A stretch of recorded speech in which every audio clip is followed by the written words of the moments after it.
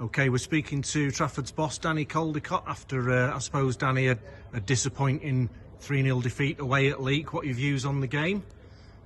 Yeah, it is disappointing, Pete, because I thought for large spells of the game we was the better side. But when we're conceding goals like we're conceding, we're not going to win any football matches, and that's a problem that I'm going to have to address.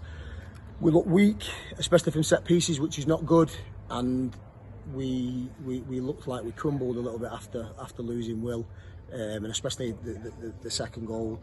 So it's massively disappointing. I can't hide that tonight. I'm really disappointed and frustrated with what has just unfolded in front of my eyes. Yeah, I think from a spectator's point of view, there was spells in the game where I think we played really well. We had some good stuff, but we didn't capitalise on that. And then when Leek had the upper hand, they punished us.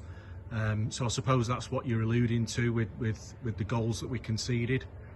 Yeah, no, definitely. For the first half, we started off really shaky. I thought first 10 minutes was a little bit chaotic, all over the place. Didn't really impose ourselves, and then after that we settled down, and I thought we absolutely bossed the game. And then we've had a brilliant chance where Barlow's gone through and he's hit it over the bar from about 6 or 7 yards out, and that goes in. It's a different game.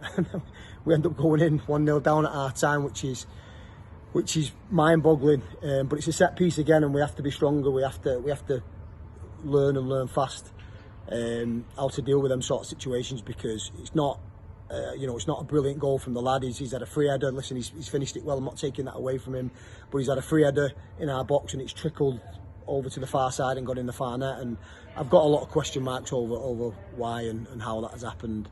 And then I thought again, second half we come out, we started reasonably okay, and then Will gets that injury, which is so obnoxious. Just he's gone up for an header, not even anybody around him. His shoulders popped out.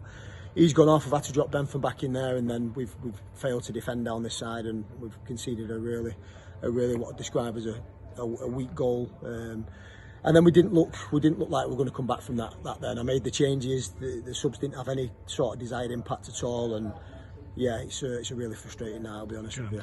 I'm sure you'll all go away and you'll analyse it as you do, and you'll look at the errors that were made and you'll work on that. Just on other things around the game. So you mentioned there that Will Hall, his injury, his shoulder popped out. Is that what's happened? Yeah, he's had a bit of a ongoing issue with it.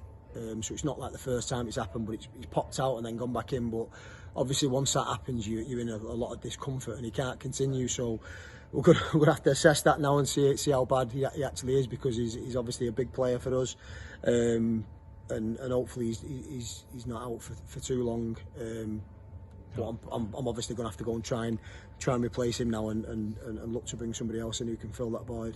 Yeah, it's a bit unfortunate. We've got Will out injured, then Glenn Matthews is injured at the moment. Things are looking a little bit threadbare, so you'll be looking around to see what you can perhaps bring in. Yeah, 100%. I mean, we've got the 3 lads from Wigan, but they're only 17. You have to remember that. So it's a lot of expectation, a lot of pressure on them lads to come here and perform to the levels that we're asking them to do. Listen, they've not done bad at all, but a little bit of naivety at times is telling, and it's I'm not blaming them for the goals, far from that, but it's not helping the situation we're currently in. So I'll 100% be looking over the next few days to see if we can get somebody over the line before the double header over the bank holiday weekend. Just before we finish, just going back to the game, one more thing. But what was your view of that penalty shout that we had in the first half? That could have made a difference as well. Max was bundled over. Yeah, I mean, I couldn't really see it, to be honest with you, but I think the ref was never really going to give it us on tonight's sort of performance, to be honest with you. I thought there was an even worse one over on the far side when Ali Brown just nicked it in front of their fullback and he's clattered into him and he's just waved play on. But I'm not going to blame the refs. I'm not going to blame the missed penalty opportunity. At the end of the day, we got beat because we was weak in certain moments of the game, and we got punished, like you said, from Leek. And Leek are a top side. I don't want to take anything away from them. Bakes has got a top side here. They play the right way, and I'm sure they'll be there or thereabouts again like they are every single season. But we've got a lot of work to do at this present moment in time. Okay, well, thanks a lot for speaking to us again, Danny, and we'll see you on Saturday. Cheers. Pete. Thank you.